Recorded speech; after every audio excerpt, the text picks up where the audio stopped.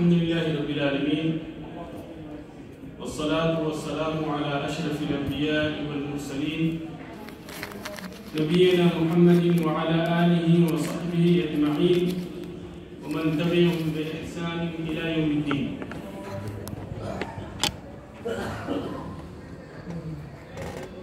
ساری تعریفیں اللہ تبارک و تعالیٰ کے لیے جس نے ہم سبوں کے لیے اس درس کا بندوبست کیا۔ دراصل اللہ تبارک و تعالیٰ جب اپنے بندوں کے ساتھ خیر کا ارادہ کرتا ہے تو انہیں دین کی سمجھ عطا کرتا ہے اور اپنی کتاب اور نبی کریم صلی اللہ علیہ وسلم کی سنت کا علم عطا کرتا ہے۔ علم یہ اللہ تبارک و تعالیٰ کی طرف سے عظیم ترین نعمت ہے جو اپنے ان بندوں کو عطا کرتا ہے تو کہ اس کے خاص ہے، اس کے اولیاء ہیں، اس کے احباب ہیں، کیونکہ علم جو ہے عبادت ہے۔ اور نبی کریم صلی اللہ علیہ وسلم سے صحیح حدیث کی روشنی میں یہ چیز ثابت ہے کہ آپ صلی اللہ علیہ وسلم نے فرمایا العلماء ورثۃ الانبیاء، کہ علماء انبیاء علیہم السلام کے وارث ہیں۔ اور ابو ہریرہ رضی اللہ تعالی عنہ کی حدیث میں نبی کریم صلی اللہ علیہ وسلم نے فرمایا من یرد اللہ بہ خیرا یفقہہ فی الدین، کہ اللہ تبارک و تعالیٰ جس کے ساتھ بھلائی کا ارادہ کرتا ہے اسے دین کی سمجھ عطا کرتا ہے۔ چنانچہ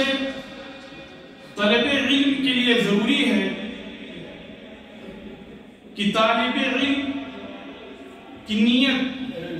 خالص، اس لیے کہ دین کا علم طلب کرنا یہ عبادت ہے، اور عبادت کے لیے ضروری ہے کہ بندے کی نیت جو ہے خالص، کیونکہ اللہ تبارک و تعالیٰ نے فرمایا قُلْ إِنِّي أُمِرْتُ أَنْ أَعْبُدَ اللَّهَ مُخْلِصًا لَهُ الدِّينَ، کہ اے نبی آپ کہہ دیجئے کہ مجھے یہ حکم ہوا ہے کہ میں اللہ تبارک و تعالیٰ کی عبادت کروں اسی کے لیے دین کو خالص کرتے ہوئے، وَأُمِرْتُ لِأَنْ أَكُونَ أَوَّلَ الْمُسْلِمِينَ، اور مجھے یہ حکم دیا گیا ہے کہ میں سب سے پہلا فرما بردار ہوں۔ تو اخلاص جو ہے علم کی طلب کے لیے ضروری ہے، اور اسی لیے اللہ تبارک تعالیٰ نے فرمایا وَمَا أُمِرُوا إِلَّا لِيَعْبُدُوا اللَّهَ مُخْلِصِينَ لَهُ الدِّينَ، کہ لوگوں کو صرف اسی بات کا حکم دیا گیا کہ وہ اللہ تبارک و تعالیٰ کی عبادت اسی کے لیے دین کو خالص کرتے ہوئے کریں۔ اور اگر بندے کی نیت کے اندر کھوٹ ہے، علم حاصل کرنے کا مقصد دکھاوا ہے، ریا ہے، نمود ہے، تو پھر ایسے لوگوں کے بارے میں نبی کریم صلی اللہ علیہ وسلم نے بتایا کہ ان کا ٹھکانہ جہنم ہے۔ چنانچہ مسلم شریف کی روایت ہے، نبی کریم صلی اللہ علیہ وسلم فرماتے ہیں ان اول الناس یقضى علیہ یوم القیامہ، کہ سب سے پہلے جن تین لوگوں کے بیچ اللہ تبارک و تعالیٰ قیامت کے دن فیصلہ کرے گا، ان میں سے ایک مجاہد ہوگا جو کہ میدان جنگ میں شہید ہوا ہوگا، دوسرا عالم ہوگا، قاری ہوگا جس نے تعلیم حاصل کی ہوگی اور لوگوں کو قرآن کی تعلیم دی ہوگی، اور تیسرا وہ بندہ ہوگا جس نے ہر اس خیر کے کام کے اندر جو اللہ تبارک و تعالیٰ کی رضا کا سبب بنے وہاں پہ اس نے خرچ کیا ہوگا۔ لیکن ان تینوں لوگوں کا کیا حشر ہوگا کہ اللہ تبارک و تعالیٰ تینوں لوگوں کو کے بارے میں فرشتوں کو حکم دے گا اور انہیں وہ جہنم میں لے جا کر دھکیل دیں۔ چنانچہ عالم کے بارے میں آتا ہے کہ نبی کریم صلی اللہ علیہ وسلم نے فرمایا وَرَجُلٌ تَعَلَّمَ الْعِلْمَ، اور دوسرا بندہ وہ ہوگا جس نے علم حاصل کیا ہوگا، وَعَلَّمَهُ وَقَرَأَ الْقُرْآنَ، اور لوگوں کو اس کی تعلیم دی ہوگی اور اس نے قرآن سیکھا ہوگا، فَأُتِيَ بِهِ فَعَرَّفَهُ نِعَمَهُ فَعَرَفَهُ، اسے اللہ تبارک و تعالیٰ کے پاس لایا جائے گا، اللہ تبارک و تعالیٰ اپنی نعمتوں کو گنوائے گا کہ کیا میں نے تمہارے اوپر یہ نعمت نہیں کی، ان ساری نعمتوں کا وہ اقرار کرے گا۔ پھر اللہ تبارک و تعالیٰ اس سے پوچھے گا فَمَا عَمِلْتَ فِيهِ، بتاؤ تم نے اس کے اندر کیا کیا؟ تو وہ بندہ کہے گا تعلمت العلم وعلمتہ، کہ اللہ تبارک و تعالیٰ میں نے علم حاصل کیا اور لوگوں کو اس کی تعلیم دی، وقرأت فیک القرآن، اور میں نے تیرے لیے قرآن بھی پڑھا۔ تو اللہ تبارک و تعالیٰ کہے گا کذب، کہ تو جھوٹا، تعلمت العلم لیقال هو عالم وقرأت القرآن لیقال هو قارئ، تو نے علم اس لیے حاصل کیا تاکہ تجھے لوگ عالم کہیں، اور تمہیں جو ہے قرآن اس لیے پڑھی تاکہ لوگ تجھے قاری کہیں، فقد قیل، تو دنیا کے اندر لوگوں نے تجھے کہہ دیا۔ پھر اس کے بعد میں اللہ تبارک و تعالیٰ حکم دے گا اور فرشتے اسے لے جا کر جہنم کے اندر ڈال دیں گے۔ تو طالب علم کے لیے ضروری ہے کہ اس کی نیت جو ہے خالص، اور اس کے اندر ذرہ برابر بھی ریا اور نمود کی گنجائش نہ ہو۔ جب بندہ مخلص ہوگا طلب علم کے اندر تو اللہ تبارک و تعالیٰ اسے اجر و ثواب عطا کرے گا۔ اس درس کے لیے ہم نے جس کتاب کو اختیار کیا ہے، جیسا کہ ابھی آپ نے اعلان کے اندر سنا، اس کتاب کا نام ہے عمدۃ الاحکام من اخبار خیر الانام۔ اس کتاب کے اندر صحیح بخاری اور صحیح مسلم کی وہ متفق علیہ روایتیں ہیں جنہیں امام بخاری اور امام مسلم رحمہ اللہ نے اپنی صحیح کے اندر روایت کی۔ ساری کی ساری روایتیں متفق علیہ ہیں سوائے چند کی۔ اور اس کتاب کی تعریف عبد الغنی بن عبد الواحد بن علی بن سرور المقدسی رحمہ اللہ نے کی ہے، جن کی وفات سن 600 ہجری کے اندر ہوئی تھی۔ ان کی نشو و نما ایک علمی گھرانے کے اندر ہوئی اور وہیں پہ یہ تربیت پائے۔ ان کے گھرانے کے مشہور علماء میں سے موفق الدین ابن قدامہ رحمہ اللہ ہے، جن کی کتاب المغنی۔ چنانچہ عبد الغنی المقدسی رحمہ اللہ جو اس کتاب کے مؤلف ہیں، انہوں نے بچپن ہی سے حصول علم کی خاطر جد و جہد شروع کر دی تھی، اور مختلف جگہوں کا انہوں نے سفر کیا، بغداد کا، اصفہان کا، ان ساری جگہوں کا انہوں نے سفر کیا، مصر کا، تاکہ وہاں کے علماء سے ملے اور تعلیم کو حاصل کریں، حدیث کا علم حاصل کریں۔ چنانچہ انہوں نے حدیث کے علم کو حاصل کیا، یہاں تک کہ وہ حفاظ میں سے ایک اہم ترین حافظ قرار پائے۔ اور پھر اس کے بعد میں انہوں نے طلبہ کے مطالبے پہ اس کتاب کو اکٹھا کیا، جمع کیا۔ چنانچہ اس کتاب کی شروعات کے اندر وہ کہتے ہیں الحمدللہ ملک الجبار، کی ساری تعریفیں اس اللہ تبارک و تعالیٰ کے لیے ہے جو کہ بادشاہ ہے، الجبار، اور بہت ہی زور آور۔ انہوں نے اس کتاب کی شروعات حمد و ثنا کے ذریعے سے کی۔ دراصل کتاب اللہ اور سنت رسول اللہ صلی اللہ علیہ وسلم کی ابتدا کرتے ہوئے، آپ جب قرآن پڑھتے ہیں تو آپ قرآن کے اندر پاتے ہیں کہ اللہ تبارک و تعالیٰ نے اپنی کتاب کی ابتدا اس چیز کے ذریعے سے کی الحمد کے ذریعے سے کی، الحمدللہ رب العالمین۔ اور اسی لیے علماء کرام جب اپنی کتاب کی ابتدا کرتے ہیں تو الحمد کے ذریعے سے ابتدا کرتے ہیں، حمد و ثنا کے ذریعے سے ابتدا کرتے ہیں۔ اور یہ خطیب جب اپنے خطبے کی ابتدا کرتا ہے تو حمد و ثنا کے ذریعے سے ابتدا کرتا ہے۔ ایک واعظ جب اپنے وعظ و نصیحت کی ابتدا کرتا ہے تو حمد و ثنا کے ذریعے سے ابتدا کرتا ہے، کیونکہ حمد و ثنا ہر مکلف کے اوپر واجب ہے۔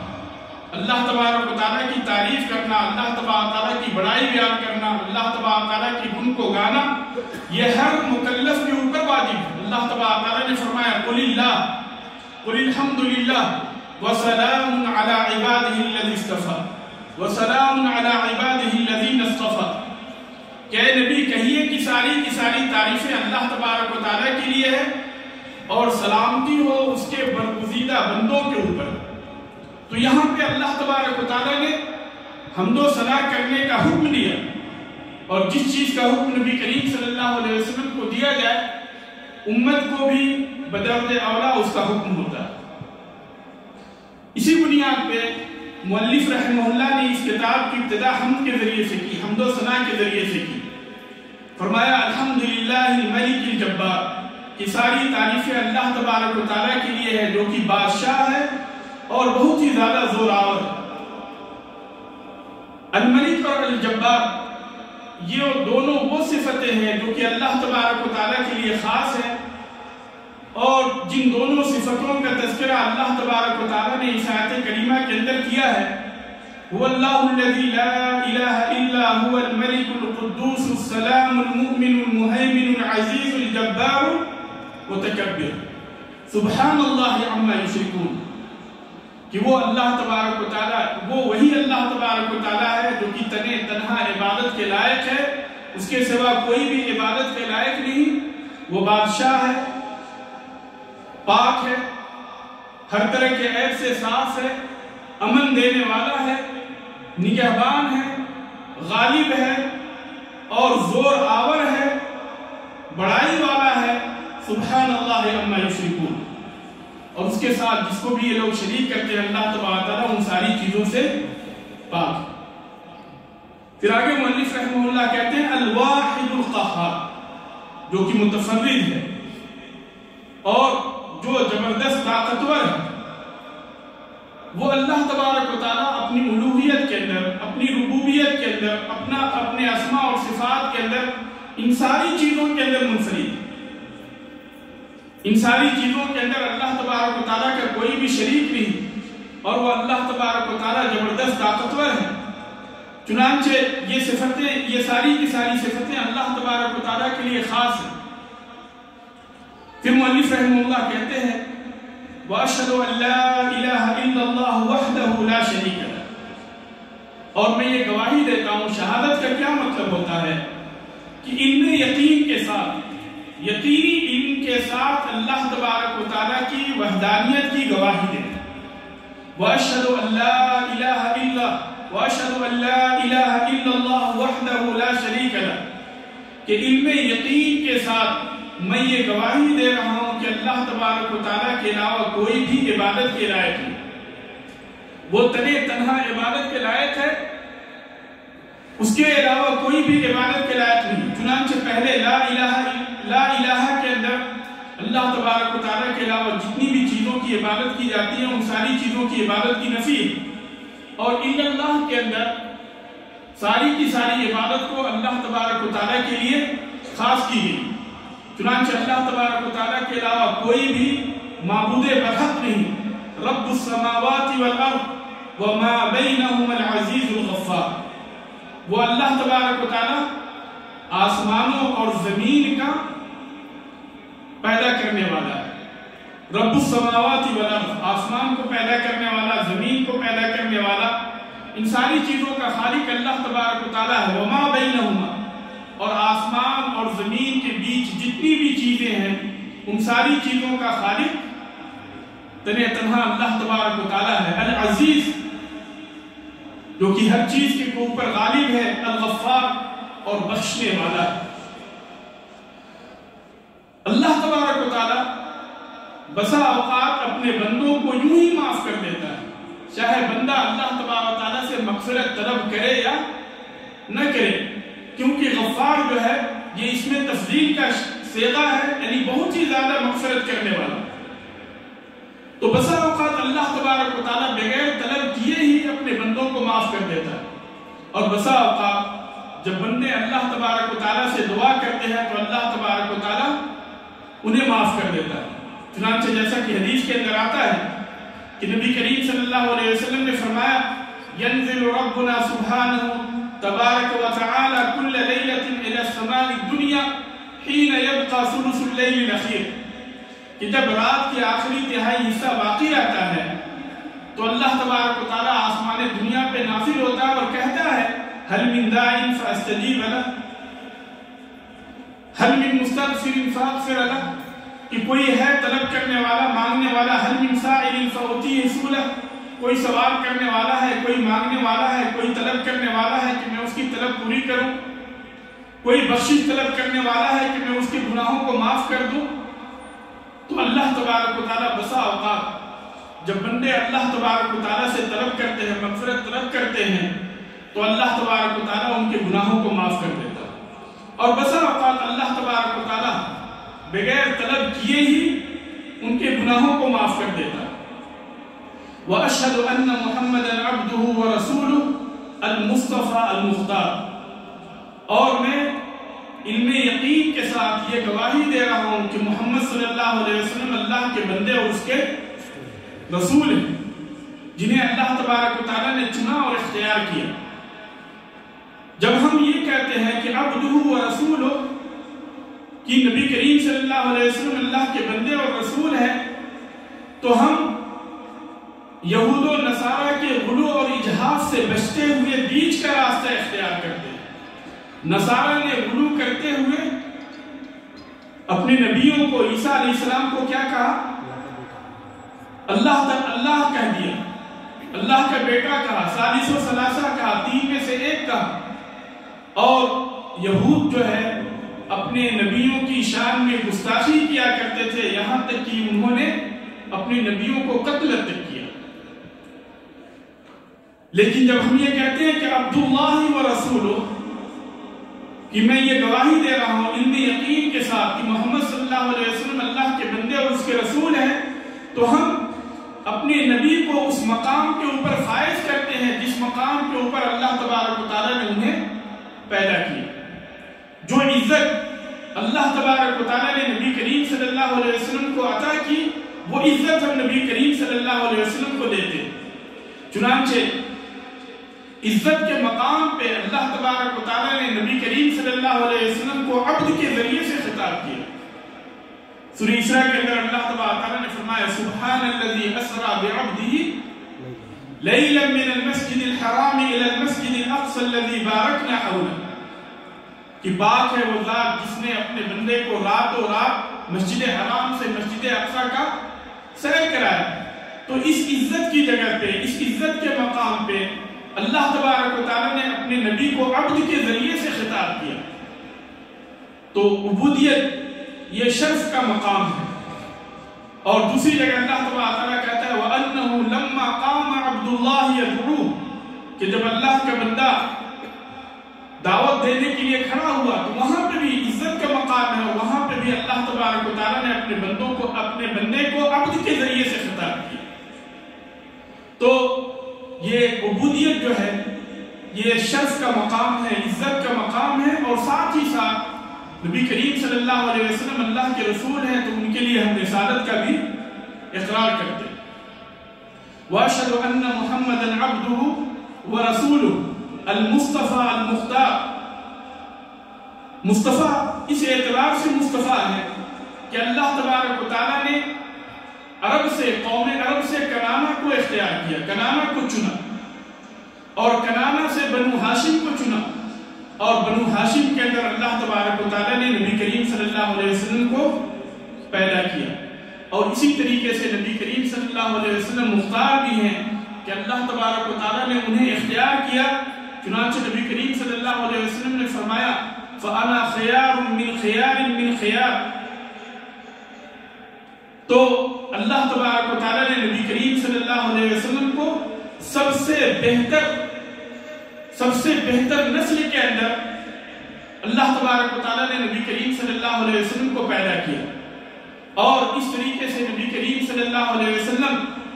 نبی کریم صلی اللہ علیہ وسلم کے نسب و نامہ جو ہے ابراہیم علیہ السلام سے جا کر ملتا ہے، تو اس طریقے سے اللہ تبارک و تعالیٰ نے نبی کریم صلی اللہ علیہ وسلم کو ان سے اختیار کیا۔ اس طریقے سے مؤلف رحمہ اللہ کہتے ہیں صلی اللہ علیہ وعلی آلہ وصحبہ الاطہار الاخیار، کہ اللہ تبارک تعالیٰ کی طرف سے رحمت نازل ہو نبی کریم صلی اللہ علیہ وسلم کے اوپر، ان کے آل و اصحاب کے اوپر، جو کہ طاہر نیک اور چنے ہوئے تھے، بہتر تھے، ان کے اوپر اللہ تبارک تعالیٰ کی رحمت نازل ہو۔ صلاۃ کا مطلب ہوتا ہے، جب ہم کہتے ہیں کہ صلی اللہ علیہ وسلم، تو اس کا مطلب یہ ہوتا ہے کہ ہم اللہ تبارک تعالیٰ سے یہ دعا کرتے ہیں کہ اللہ تبارک و تعالیٰ تو نبی کریم صلی اللہ علیہ وسلم کے اوپر اپنی رحمت نازل فرما۔ اس طریقے سے آگے کہتے ہیں مؤلف رحمہ اللہ اما بعد فإن بعض الإخوان سألني اختصار جملة في أحاديث الأحكام۔ یہاں سے انہوں نے اس کتاب کی تالیف کا سبب بیان کیا کہ انہوں نے اس کتاب کو کیوں تالیف کی۔ چنانچہ مؤلف رحمہ اللہ کہتے ہیں کہ مجھ سے میرے بعض ساتھیوں نے، بعض اخوان نے یہ مطالبہ کیا کہ میں ان کے لیے احکام سے متعلق چند حدیثوں کو اکٹھا کروں، پھر اس کے بعد میں انہوں نے ان کی طلب کو قبول کرتے ہوئے ان ساری حدیثوں کو اکٹھا کیا، اور طلب یہ تھی کہ ایسی حدیثیں اکٹھا کی جائیں جو کہ بخاری اور مسلم کے اندر موجود ہوں، جنہیں امام بخاری اور امام مسلم رحمہ اللہ نے اپنی صحیح کے اندر روایت کی، مما اتفق علیہ الامامان ابو عبداللہ محمد بن اسماعیل بن ابراہیم البخاری و مسلم بن الحجاج بن مسلم القشیری النساپوری کی ایسی حدیثیں اکٹھا کروں احکام سے متعلق جن حدیثوں کو امام بخاری اور امام مسلم رحمہ اللہ نے اپنی صحیح کے اندر روایت کی، تو چنانچہ میں نے ان کی اس طلب کو قبول کیا، رجاء المنفعۃ بھی، اس امید کے ساتھ کہ اللہ تبارک و تعالیٰ اس سے نفع کو عام کرے گا۔ چنانچہ اس حدیث یعنی اس کتاب کی تالیف کا سبب یہی ہے کہ چند ساتھیوں کی گزارش کے اوپر امام عبدالغنی المقدسی رحمہ اللہ نے اس کتاب کی تالیف کی، اور اس کتاب کے اندر ان حدیثوں کو ذکر کیا جن حدیثوں کو امام بخاری اور امام مسلم رحمہ اللہ نے اپنی صحیح کے اندر روایت کی۔ پھر اس کے بعد میں اخیر کے اندر دعائیہ کلمات کہتے ہوئے کہتے ہیں وَأَسْأَلُ اللَّهَ تَعَالَى أَن يَنفَعَنَا بِهِ وَمَنْ كَتَبَهُ أَوْ سَمِعَهُ أَوْ قَرَأَهُ أَوْ حَفِظَهُ أَوْ نَظَرَ فِيهِ،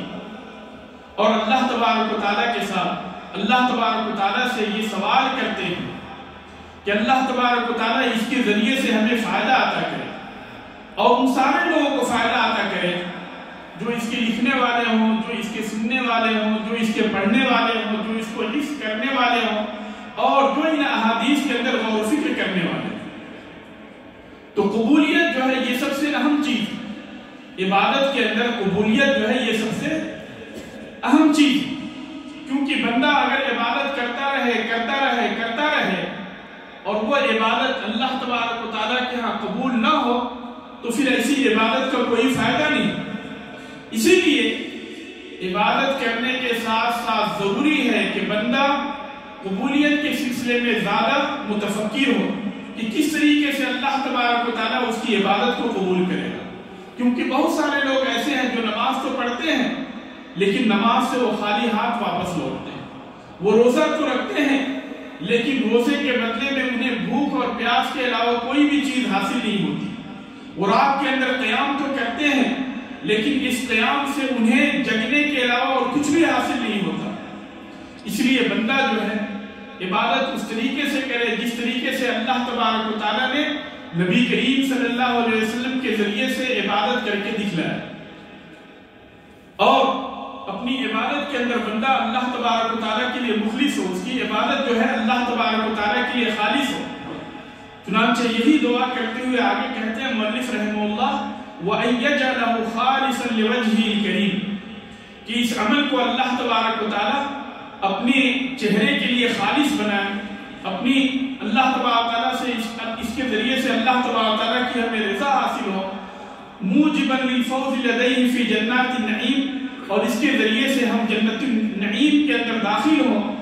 اللہ تبارک و تعالیٰ اس عمل کو ہم سے قبول فرمائے۔ فَإِنَّهُ حَسْبُنَا وَنِعْمَ الْوَكِيلُ، وہی اللہ تبارک و تعالیٰ ہمارے لیے کافی اور وہی ہمارا کارساز۔ تو اس طریقے سے